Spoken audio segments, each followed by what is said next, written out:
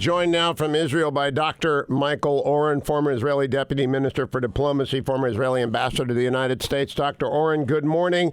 Let's get right to it. Israel must have been on alert for the last 48 hours because Admiral Stavridis just told us if they had hit us and we had massively responded, 150,000 missiles would have flown at Israel. That's, I think, a very safe bet to say that. Yeah, I think that's what happened.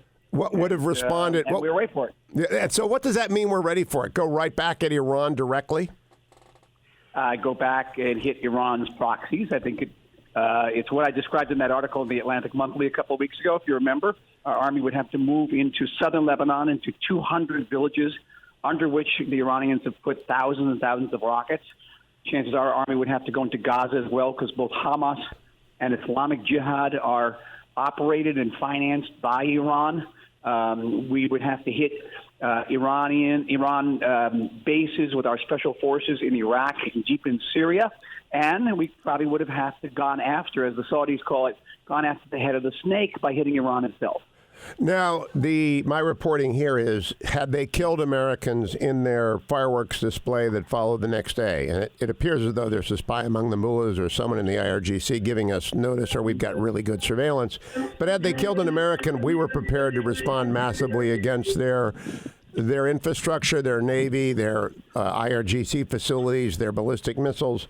How much damage would the United States have been able to inflict if it went full the full Monty, the full desert, the Roman, as they say, going Roman? If we'd gone Roman afterwards, what could we have done? Oh, my. This issue came up in our discussions with the Americans back during the Obama years, when we were talking about the possibility of all options on the table against an Iranian attempt to break out and create a nuclear weapon. And it became very specific. America has bombers, strategic bombers, B-2 bombers, B-52 bombers, which bomb from a height of about 50,000 feet. Nothing in Iran's arsenal can touch that. They don't really have an air force. They have an air force that goes back to the 1970s. So America could bomb with impunity using highly accurate munitions, could take out all of Iran's critical infrastructure, all of its naval facilities, all of its air bases, immense damage. It was often said that while the United States could not bomb Afghanistan back to the Stone Age because Afghanistan was already in the Stone Age, Iran was actually a semi-modern country. And you could take out its entire infrastructure, its electrical grids, all of that with impunity. President Reagan in 1987-88 took out half of the Iranian Navy and didn't lose a single soldier. What do you think is the current situation of the Iranian regime? Alexander Solzhenitsyn used to say about the USSR in 1976, what if it's all paper mache? What if you can push a stick through it? With Soleimani dead, I'm beginning to wonder whether or not this regime isn't much more fragile than we believe in the West. Well, I don't know. I think that Shia Islam is a more serious idea than Soviet communism was, goes much deeper. And I'm just amazed at the way publications like the New York Times always minimize the depth of feeling around Islam. Islam somehow in these publications is an expression of anger at the West or someone's stupidity. Someone's just being stupid, like Soleimani, according to Tom Friedman's last article. It has nothing to do with the actual nature of the regime.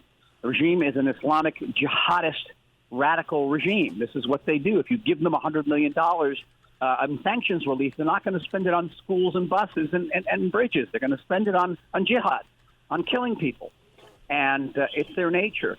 And I think it's be very difficult to dislodge that regime because its roots go back, not to 1917. They go back to the 7th century. They're very, very deep. Now, your prime minister must have had to resist a huge temptation to say, I told you so. When we had a dead American, 4 wounded service members, and then cruise missiles flying at us, he must have been thinking, and in fact, they were talking about, what would Oren say yesterday? I wasn't here. My guest host, Kurt Schlachter, said, oh, welcome to our Tuesday. Yeah, he must have been thinking, I warned them about Iran. You can't deal with them.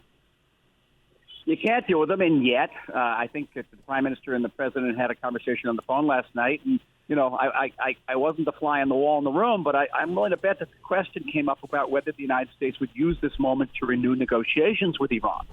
That seemed to be intimated by the president's the press conference last night. It's widespread speculation here.